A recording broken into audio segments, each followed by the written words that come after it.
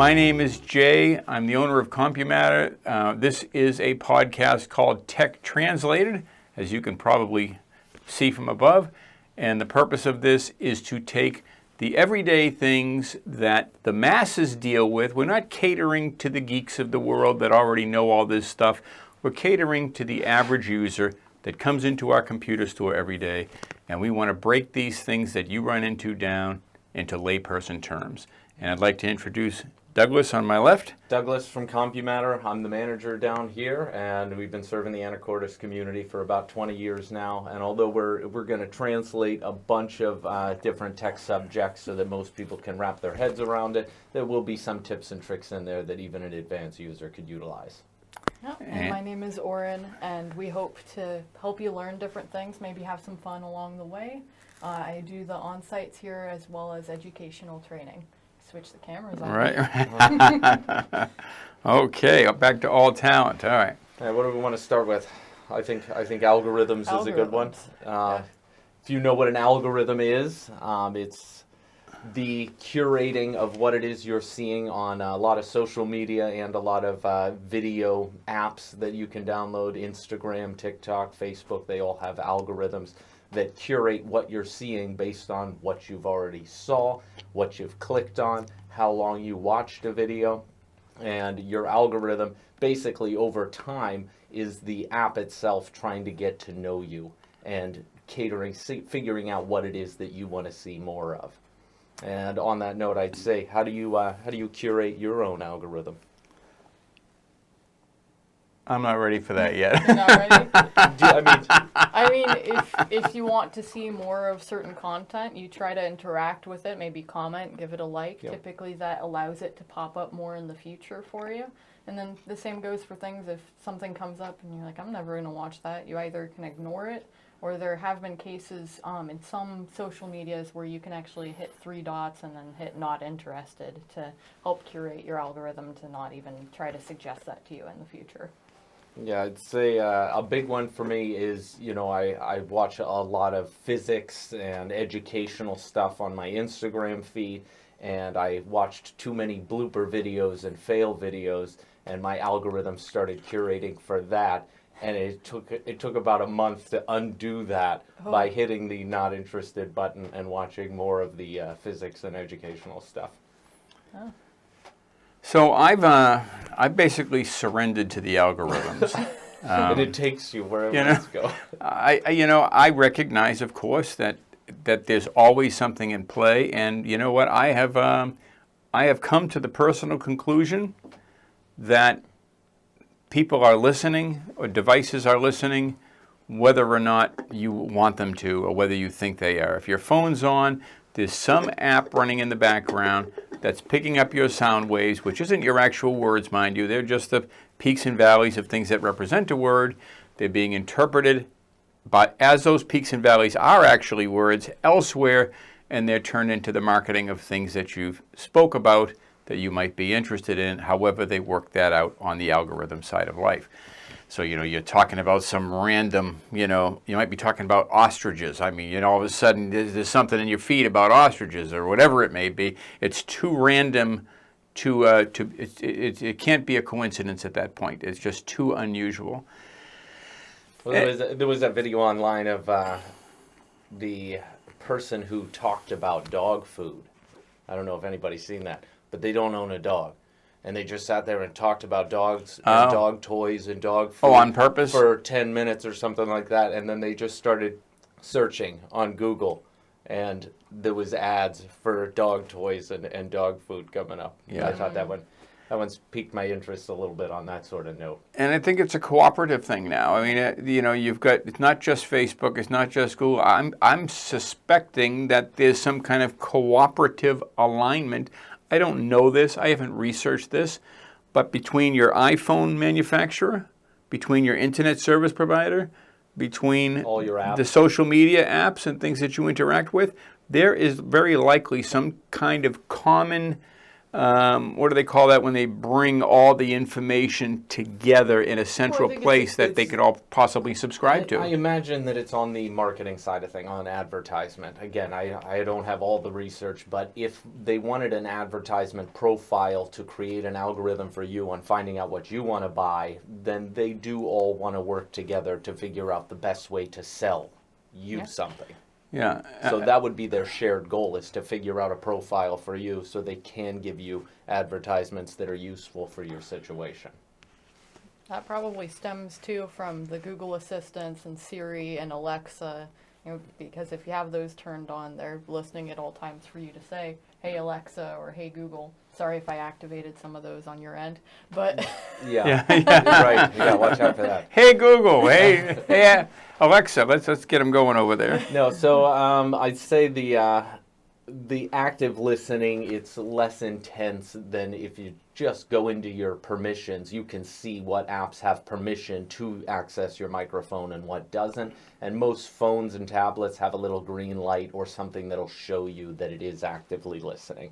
The Google Assistant and those sort of things will definitely have more permission access to the microphone than other things. right. So you could, in theory, just go in and make sure all of your microphone settings are off for all the apps that you don't use, just to help keep that lowered. Yeah, more privacy. Yeah, but if my suspicion is correct, and you've turned off half a dozen apps that you don't want listening, but you haven't turned off all the apps, and there is some type of a central system in the background of all this, you're dead meat anyway. Well, it's not dead meat. It's just you're more well targeted for advertisements that will appeal to your situation. But if if you've left Facebook on, or YouTube on, or Pandora on, or one of these others on that you don't think would be related, Google Maps, I mean, you wouldn't think that had an audio component to it. If you've turned on notifications or things like that, you've probably checked a box somewhere saying that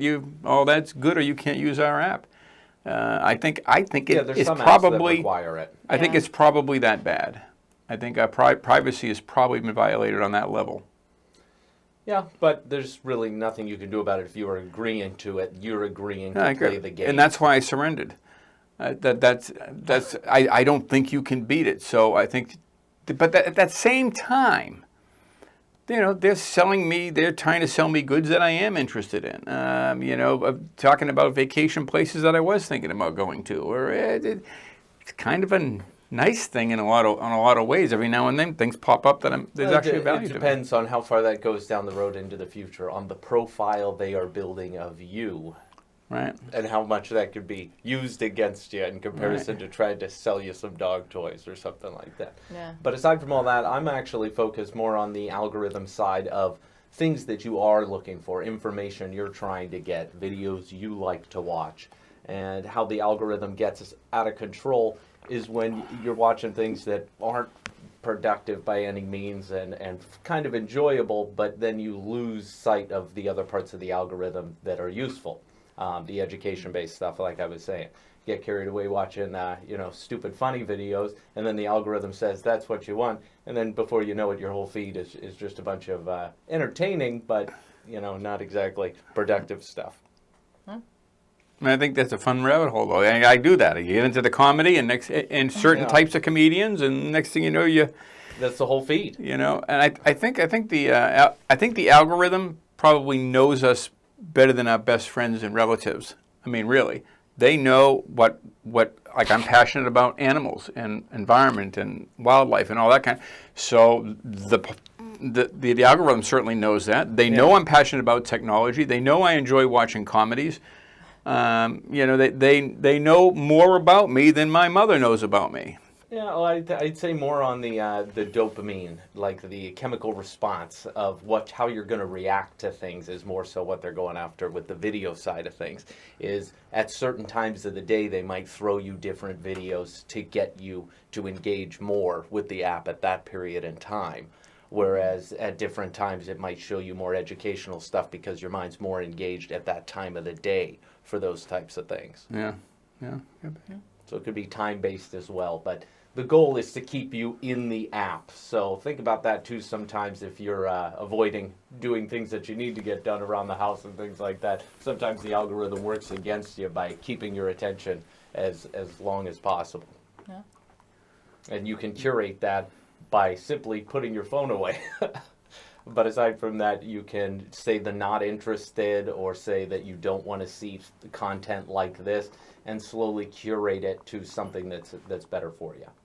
Yeah, well, and also be careful out there. There's a lot of, I mean, it doesn't necessarily have to be AI generated stuff, but I have seen a lot of stories out there that are really just designed to get you to click into it and then just go deeper down a rabbit hole. And then if you keep watching too many of those, then that just becomes your algorithm of just things that end up wasting a lot of time and not really going anywhere. Mm-hmm. Yeah, and that leads me to, well, I don't know what I clicked on. Oh, the three dots. That brings me to what I wanted to segue into, which is bots. They're very similar to trolls, but bots essentially are fake accounts that are on all the social media apps that are made to keep you engaged. And that ranges all the way from comments that get under your skin and make you angry and make you want to say something back to a person that doesn't actually exist because it keeps you engaged. Bots are also, companies will hire other companies to engage and make more activity on their content. So you could have a bunch of comments that are bots in a video and not know that you're not even looking at real people communicating with each other. And again, the bots are designed to keep you there and engaged. Yeah. No, that would be a huge one. Another thing is sometimes you see a lot of scams come from social media bots where it says maybe there's a free giveaway, click on this link, or all sorts of just weird things. Or sometimes they'll even privately message people. On Facebook, it's a pretty big problem for business owners. I'm not sure if it is for just the average user, but we've gotten a lot of messages just trying to tell us that our account has been suspended or will be suspended and you need to click this link. And there's just a lot of garbage accounts and things just trying to either get a reaction out of you or scam you. So just be careful and be aware of that.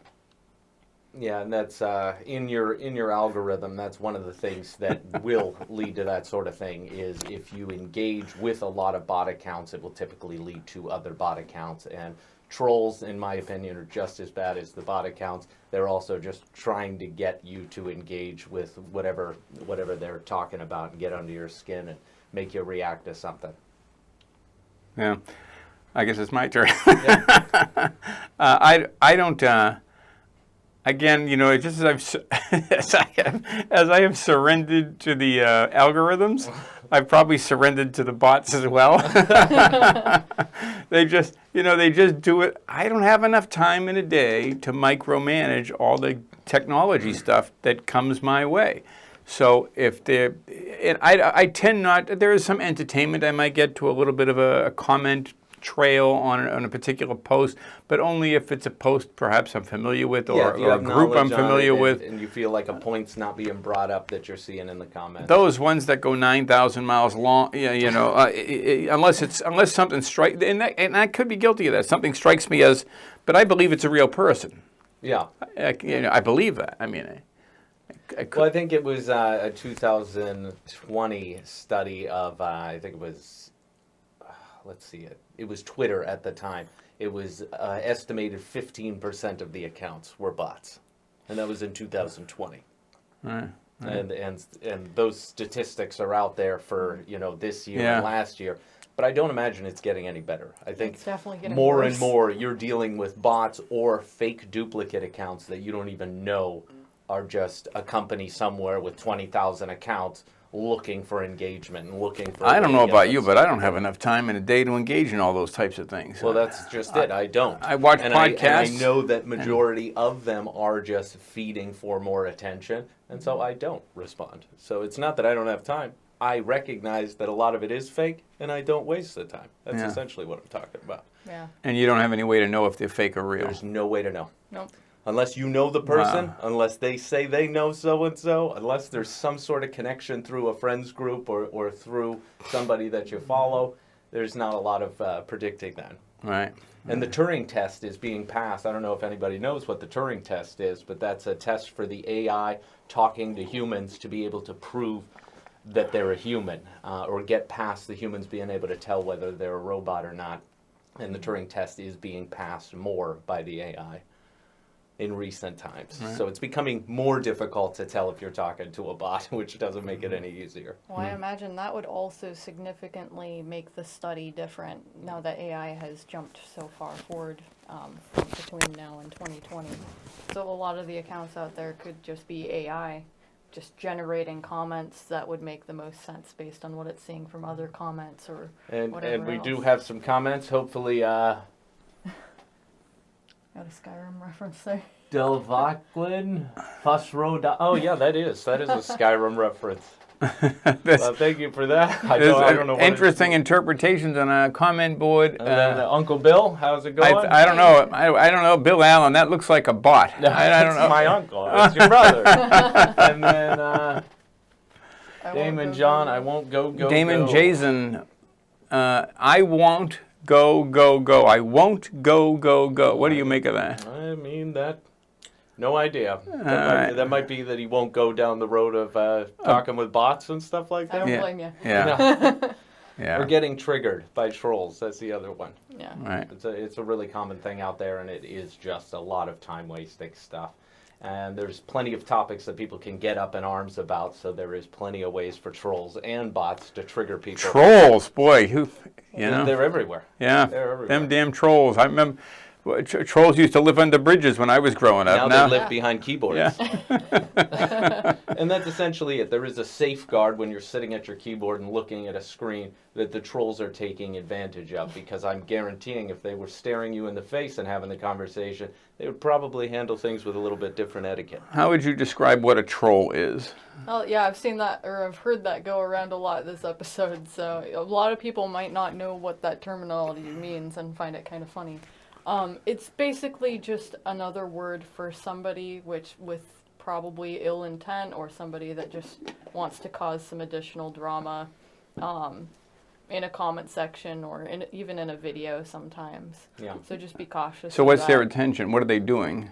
Well, their intentions, it's kind of hard to know. Each person's different for why they want to do something, but most of the time it's just to disrupt things and make things more chaotic than they need There's to a be. verb for it. It's called trolling. That's what it's called, yeah. And if you've ever been Rick-rolled, I'm sure that was invented by a troll somewhere.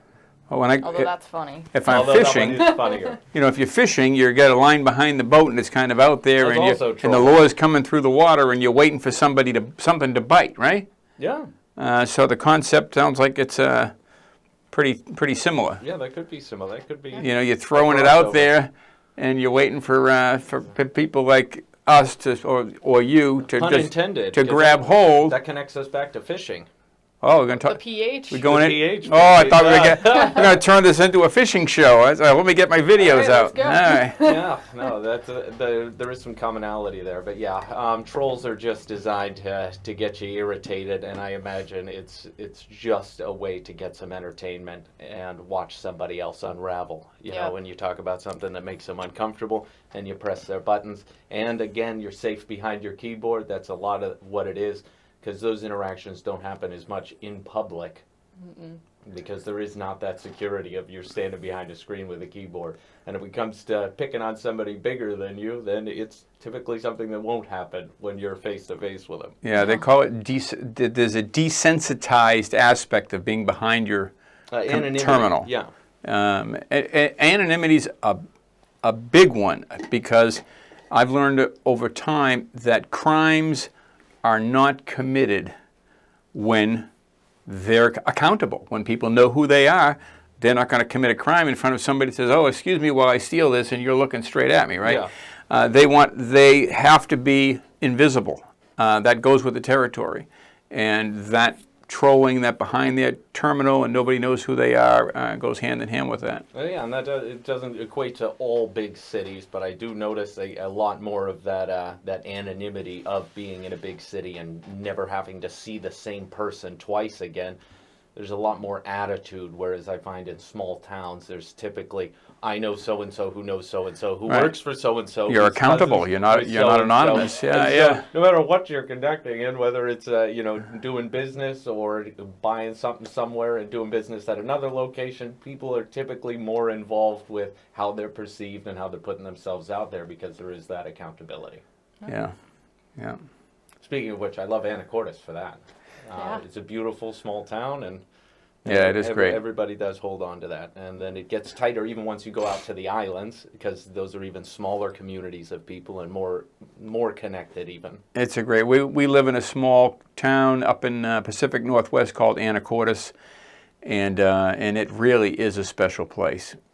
Everybody, we bump into the same people that we've seen at the gym, at the grocery store, at the laundry, the dry cleaner. We have a unique situation, whereas we're dealing with computers, and everybody has computers from all different walks of life.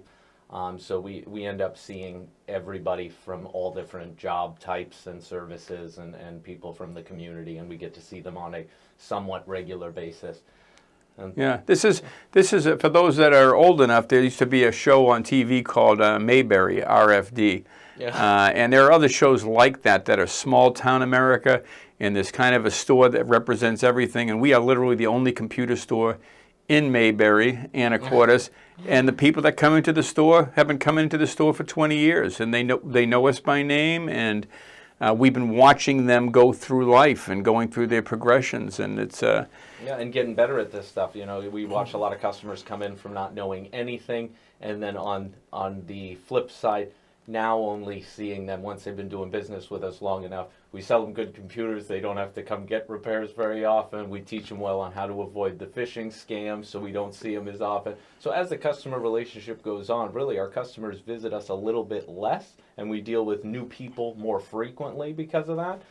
So it's a constant cycle, but I do get to see people learn over time, and they end up being well taken care of and know where to go when they have a problem. But we create less problems is the goal. yeah. And then some of the customers, we only see them when they need to upgrade their computer, and that's a perfect cycle on how it should be.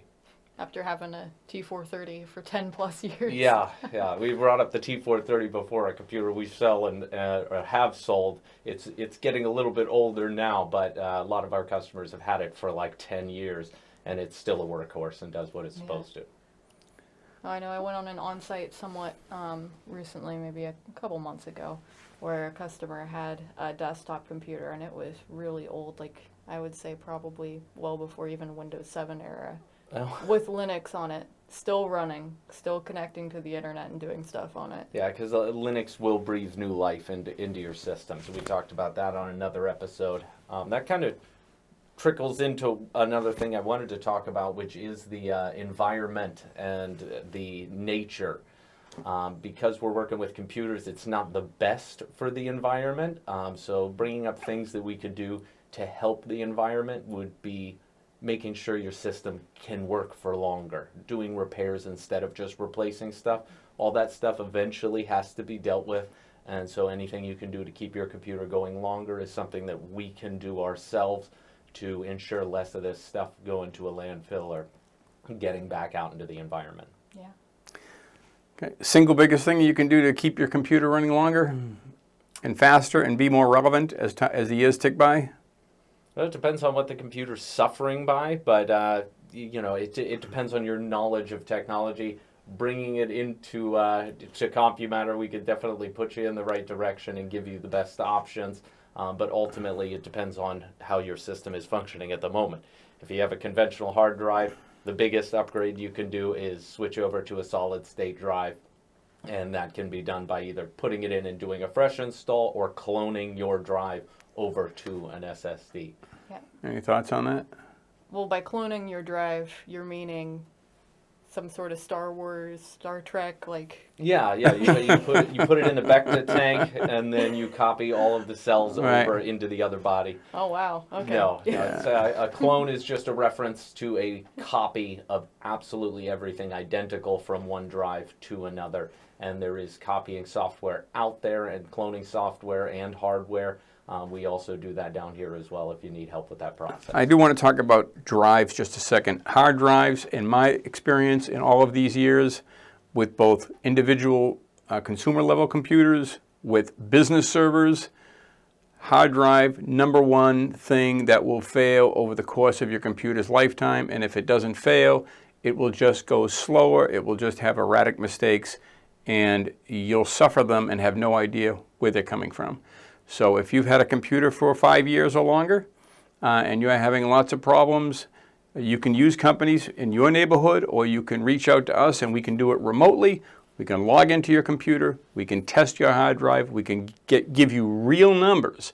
Is that drive running progressively slower over the years and is changing your experience? In the case of servers, business servers, where it's mission critical and they're running Linux and their business life depends on it. Excuse me, I'm trying to get to that one. It's mission critical. If their drives fail, their server goes down and they're out of business.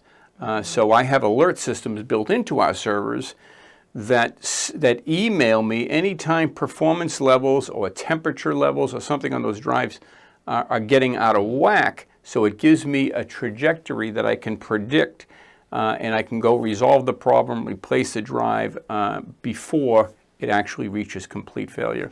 Yeah, and we were also helping the environment. Was my focus on that last topic is things that we can do to help less of this stuff go to the trash. Reusing machines, Linux, of course, we bring up a lot because of the fact that it can be installed on older equipment and breathe new life into it. A lot of times you can find somebody who needs a computer and you're getting ready to upgrade instead of just trashing a computer. And I always recommend e-wasting it. We do e-wasting down here as well. But installing Linux on it and being able to give somebody a computer to where they can do research, homework, and schooling and stuff like that, it lengthens the amount of time that something is able to be used rather than it going to the landfill. Yeah. Well, and there's a lot of people that do need just a computer to do browsing and email documents, that sort of thing. So if it is able to get upgraded rather than, say, even a Mac computer, if it's out of date, you can't upgrade it any further and you're looking to upgrade that system, if you feel comfortable with the process or need a video guide, we actually have a video guide on that process, but you can actually turn that into a Linux system. So if somebody else you knew needed a computer just to do those basic functions, or even, I mean, it depends on really how tech savvy they are. If they want to get into the more advanced parts of Linux, there's really a lot you can do. It's very customizable, and there's more than one operating system when it comes to Linux. There's a bunch of different variants and distributions of Linux. Yeah, very widely. It's really cool. I use Linux every day. The servers that we build are based on Linux completely, and most of the websites that you see in the world are actually living on Linux servers around the world. And so it's a long, well-tested, proven operating system, very stable. And we use it for desktop environments here at the store. In our technician room, there's a system with Linux on it. My 88-year-old mother has used Linux for the last 6 or 7 years, up until the point where, unfortunately, she has gone blind to the degree where she can't see it anymore. So it keeps that generation of people out of minefields, stepping on, you click a link, it goes somewhere, it downloads something bad. If you've got those people in your life, they need to be on a Linux operating system. And that's huge. These people that are from, they've still got control of their money, but they're losing control of their minds, or they're not as sharp as they used to be. It's a danger, and that'll solve the problem. Yeah, and I actually think not so much, the being taken advantage of. It doesn't even have to be that they're not as sharp as they used to be. It could be that a lot of the older generations have more trust in humanity and in people being good. And I've seen that a lot is the scam artists are taking advantage of basically people having their guard down and trusting that people have their best interests at heart. And so a lot of the times it's not that they're not as sharp as they once were, it's that they actually believe that somebody out there is just calling them to figure out how to help solve their problem.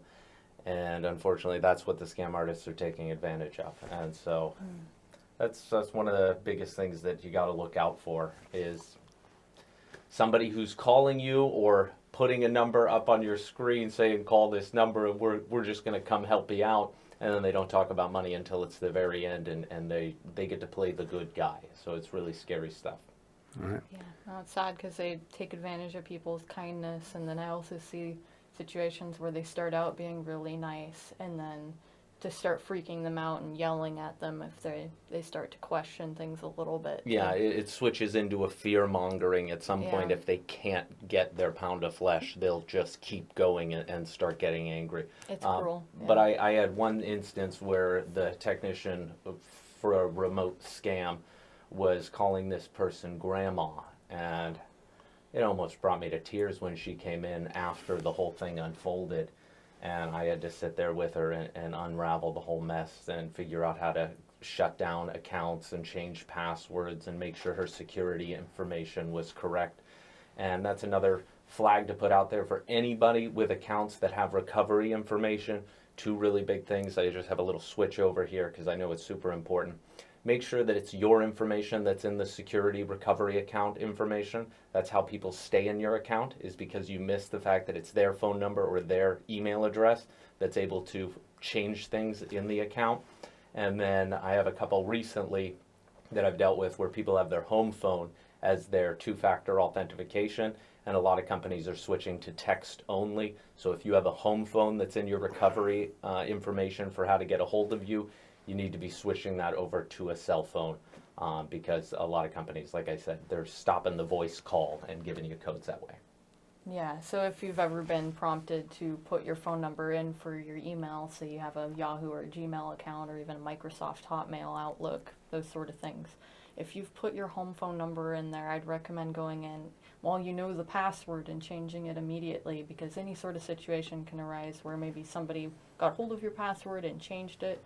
If you're locked out because you can't get a text to your home phone number, it's a really painful, month-long, potentially worse process. In some cases, people have lost their accounts, so we just want to help protect people from that pain. Yeah.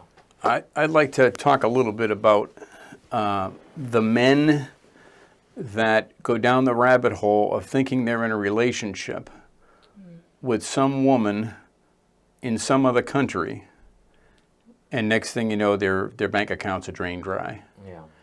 I can't tell you how many times that I've seen that. I'm not going to name names. I'm joking about that, of course. But I do have some people that I know fairly well.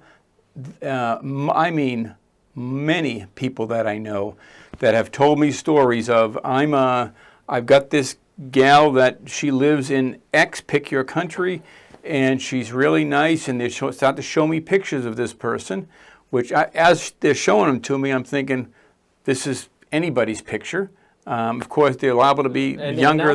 Now there's face recognition software. You can scan some of those photos. Oh yeah, and find them. Yeah. I've done that. That are stock photos on other people's websites. I've done that for one friend of mine, and I warn them at the very early stages, if the word money comes up within if you're getting involved in a new relationship, they're not going to be asking you for money early in the game. They're trying to find somebody they care about, somebody to be with, and money is not talked about. If that comes up anytime in the first, when does money come up when you were dating somebody? So 6 months, a year? In most of the scams, it's they're trying to get to you. They're trying to travel to you, and they need passports and money to get through checkpoints and to take a caravan from here to there so they can get on a boat, and then they need money for the boat, and they'll just trail you through and take a little bit of money. And they'll never see you. You're just paying their airfare and whatnot, but they never actually come to where you are. The goal is to convince you, I'm guessing, to give me just a little bit more so I can cross this checkpoint and be this much closer to you. And then something came up. Yes. And I got derailed because of this. My uncle's in the hospital, whatever.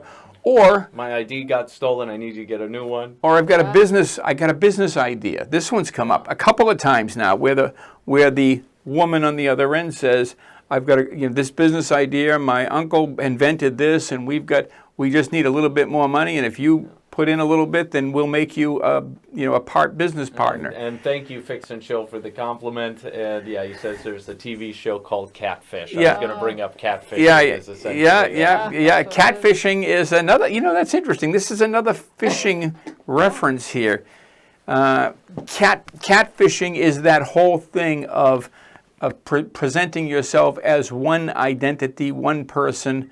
One entire set of credentials and hobbies and whatever it may be, when in fact you're not that at all or even close to it. And there is a movie out there called Catfish about I think it was a pro football player that was in love with a woman who was actually a man pretending to be a woman.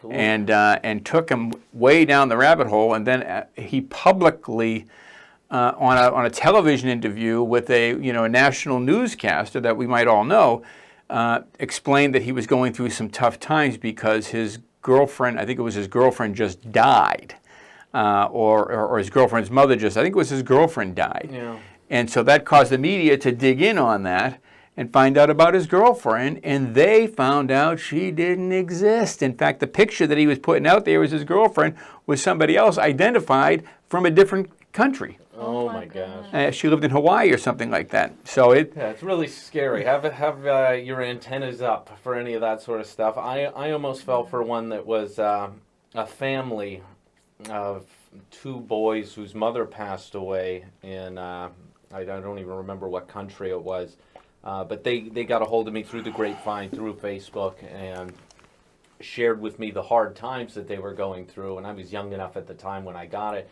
to where I was considering sending them some money. It wasn't a lot of money. I told them I don't have a lot of money, so there's not a lot of money for me to give you. So, but what I can do is I could scrape up $10, which in their country I would actually do more than it. The conversion rate was good enough to where even a little bit of money could have helped them. And I ended up not pulling the trigger on it because of the tons of research you can do on those types of situations. Whether it's a prince from somewhere telling you that he's got a bunch of money that he just needs to transfer and he just needs some help with it, all the way to a family that's in need, all the way to a girl that's interested in you and just needs some money to get something done. There's a lot of different versions of this, but if you dig in and do the research, you can sometimes find the exact same thing said. So if they're sending you messages, sometimes you can copy and paste what they said into Google and just find a million other people who just got scammed. That's important. Yeah. Same exact text, same words, because at some point they learn the algorithm. They learn what works, what gets under people's It's a script. skin. Yes. And that script caters to getting people into a vulnerable state of thinking they're dealing with a real person, but in the end it's a troll or a bot or a troll. Yeah. Well, the sad thing is that one person is probably talking to multiple people all at the same time. And just pasting. And they're in a cubicle and they've got multiple headsets or whatever. Nigeria's full of princes. Who just need help transferring some money. A lot of money for you. Nigeria was that was the beginning of the whole thing. Everybody was from Nigeria and had lots of money to give you if you want to sign up for that. It's really scary. I can't even imagine how much money they must have got, but I have to imagine that it was so much money that everybody picked up on the script, started copying and pasting it, and now it's a worldwide known thing. The prince looking for some help. At the beginning, when it's new, that's when it's going to make the most money. Nobody's heard about it, and they can try it on everybody. And I'm a little depressed from all the scam artists and stuff that's out there. But really, we're just trying to get people to be aware of it. That's my brother Bill, by the way, that's Bill Allen chiming in. As much as this stuff is a downer, the only thing we can do to combat it is awareness. That's absolutely it. So it is kind of a bummer to think about all the people being taken advantage of. But again, if you know anybody, get them connected with a local resource. Get them to give us a call if they have any questions. If you're dealing with an online support operation and they say they're with Microsoft or with any of these big corporate entities and there's absolutely no verification and you don't actually know you're working with them, stop what you're doing and call somebody that you can physically go and visit. I do promote brick and mortars businesses. There's tons of call centers out there, but you're just as likely to get into another rabbit hole of scam artists. So finding somebody that you can look in the eyes, shake their hand, that is definitely the preferred way to go. Otherwise, reputation. So even if you're not in our local area, you can look up CompuMatter, you can see reviews, you can give us a call. We're these 3 people, and one of us is going to pick up the phone, not a robot. So you do have higher likelihood just doing some research on finding the right route to go with your issue. Mm-hmm. Yeah, we actually met a guy the other day at a Chamber of Commerce function that is in the business of selling AI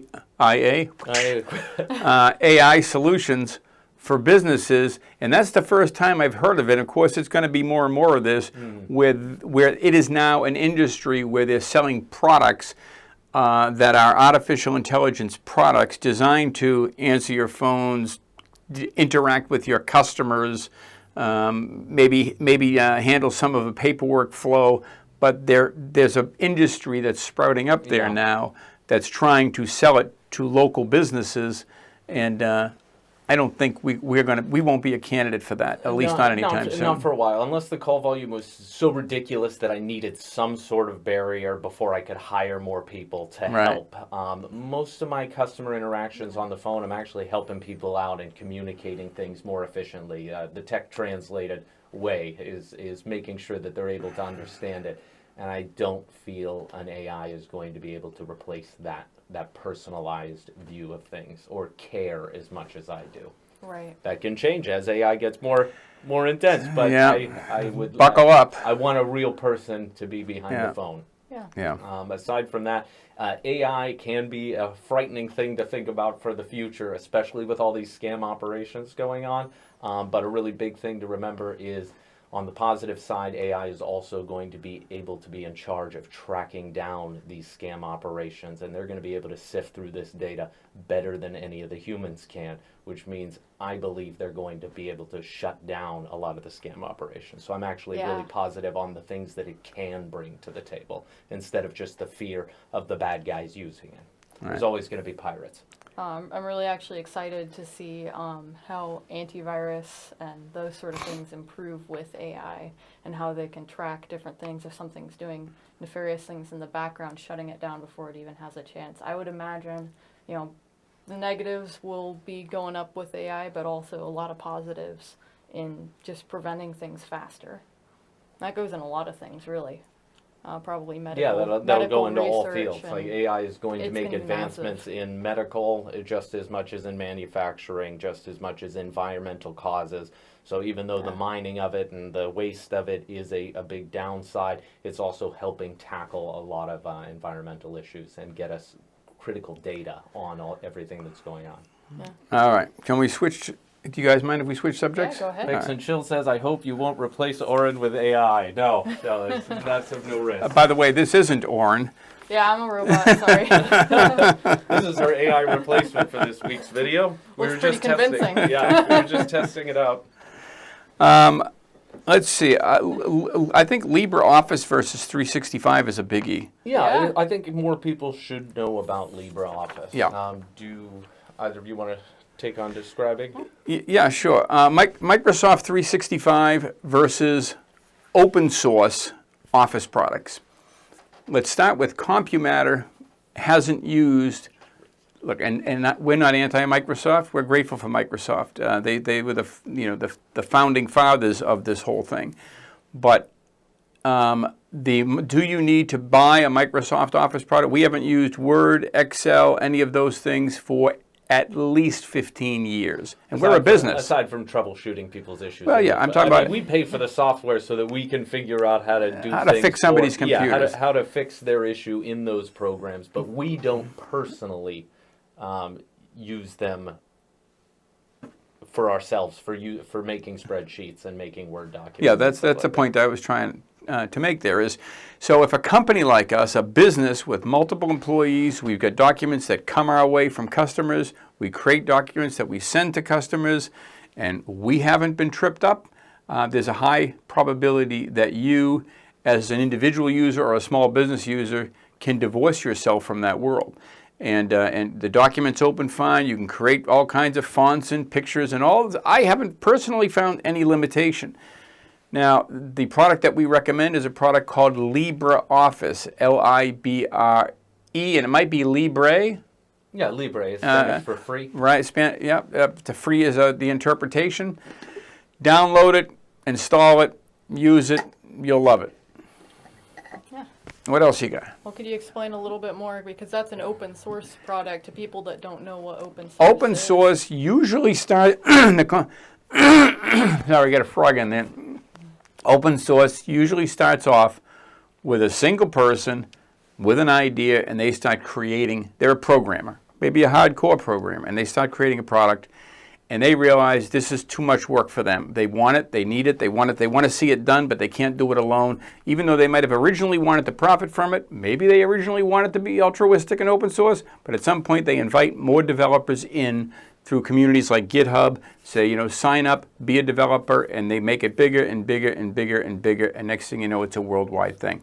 I think LibreOffice from the ground up was meant to be an open source competition to provide people in all parts of the world, third world countries, wherever they may be, the ability to get hold of these productivity programs. Yeah, I'd have to dig into LibreOffice specifically on how it started up. I had my theory a while back that because Microsoft Office costs money, some company out there with hundreds of thousands of employees decided it would be easier to pay a group to make the software so that everybody could have it for free than it would be to buy 100,000 copies of Microsoft Office or whatever deal they could get for that amount. Well, so I don't know if it starts off like that or if it's just a wholesome good thing for the world that somebody wanted to bring. I want to touch on a dovetail here with LibreOffice that inevitably gets there. People, they say, oh, great, I don't need to use Microsoft 365 anymore, but I need my email software, which is Outlook, which is tied to Microsoft 365, and it's got my calendar and my contact list, and so they're stuck, and they continue to make the payments on a regular basis. Even if they're not using, they may as well use Word at that point because they're paying for it anyway. They're hooked back in because of the email. You don't have to use Outlook. In fact, we haven't used Outlook. In fact, you'll be hard. Aside from solving people's issues. Right. You'll be. I use it all the time to get the jobs done. You will be hard pressed to find a technician, a computer technician, that uses Outlook. By far, the majority of them are going to use a program called Thunderbird, but they can use, the websites of different places. But Thunderbird, I have found to be my personal favorite. It's also open source, just like LibreOffice. I've got the contacts, the calendars. It works seamlessly with our server, and I've been using that for 30 years probably. Wow. So I can certainly vouch for it. Well, that's definitely helpful to people that want to just separate from the Microsoft world, and Thunderbird and LibreOffice is a really good combination to solve all those needs. Yeah, you might have a business with 50 people in it, and you're paying ridiculous amounts of money per user, right? The benefits are the little connective tissue with Microsoft Office. They do now give you some cloud storage. They do give you some backup software. So there is some other features that are beneficial there, including, I think they have AI tied in through it, which I don't know, for your privacy maybe isn't the best, but it's another feature that you can use. All I know is I'm paying zero, nothing. Which is certainly a for nice my feature. Office product and my email, I pay nothing. For the company, for myself, and the only other issue you have is where does the email live, right? Yeah. If you're a business or a small business or individual, you may have signed up with GoDaddy or some other company because the hooks are everywhere. Yeah. And so you've decided, well, I'm going to put my email with this company. Well, it turns out they use 365, and they're charging you X amount a month for your email addresses. And you've got your Office and all the other, there's a constant hook into a hook into a hook. So we talked a minute about where you read your email through Thunderbird, but where does your email live? And if it's living on Microsoft's equipment, then you might be stuck on that hook. Well, your email does not have to live on Microsoft servers. In fact, life can be very complicated when your email does live on a Microsoft server, especially when it comes time to the time you want to migrate it to some other server, and that's kind of baked into the cake. But you, in my opinion, you should divorce yourself from the That might be too broad of a statement. Yeah. For my world, certainly, I divorced myself from the Microsoft 365 email program, and use, in our case, we're using Google, and to host our email, you could also use, there's many private companies. There are many private companies out there. Looks like he's got a price Yeah, there but as well. you see, that's so GoDaddy, we're being told by somebody, is $9 a month, but that's per user, per month, in perpetuity. Those are the three ways I'd like to say that. Living it on their server type of thing? GoDaddy's email is actually not GoDaddy's email. GoDaddy's email is Microsoft 365. So it's all, it's all hooked in. You sign up for them, they get you a Microsoft 365 account in the background, and Bob's your uncle. Yeah, Interesting. that's how that works. And you pay $9 a month per user forever. I want to get away from that. So find an email host. There are private email hosts all over the place. There's tons of free ones out there. HostGator is a big company. I don't know what they're charging per user, but I would try to steer clear of those that hook you into that $9 a month per user in perpetuity. You can find them far less than that. Is there some other feature that I'm missing there for $8.99? Well, you're probably getting their 365 with that. So that's how they're hooking you into the whole thing forever, for as long as you live. There might be some other feature, maybe a spam filter or something that I'm missing there as well. Yeah. I like to dig in on that. I also have from Fix and Chill, can you open LibreOffice in your browser? Because he brings up Google Docs, and Google Docs is another free office, basically, for making the documents, and they, of course, have free email that they supply as well.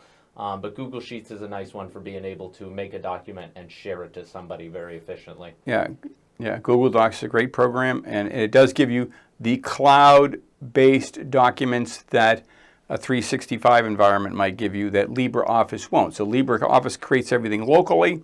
You can certainly email it, create PDFs, all that kind of stuff. But if you want a cloud shareable that opens in a browser that you can send to a user that opens in a browser, as Fix and Chill has pointed out, very interesting name, yes, Google Docs is the way to go, and it's free. You just have to have a Gmail account. Yep. Do you use Google Docs?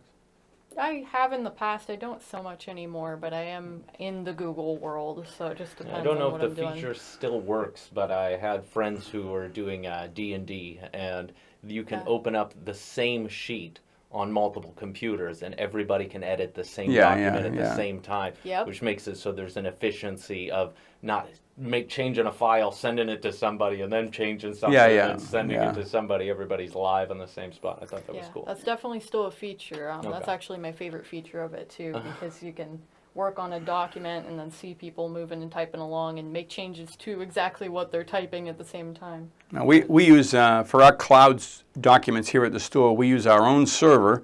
We have created a small business server that we sell, and on that is the open source product called Nextcloud.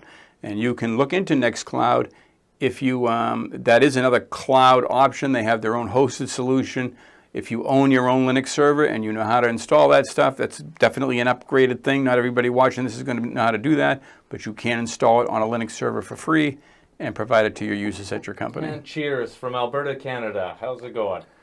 Hello, Alberta, and Laz Dinger.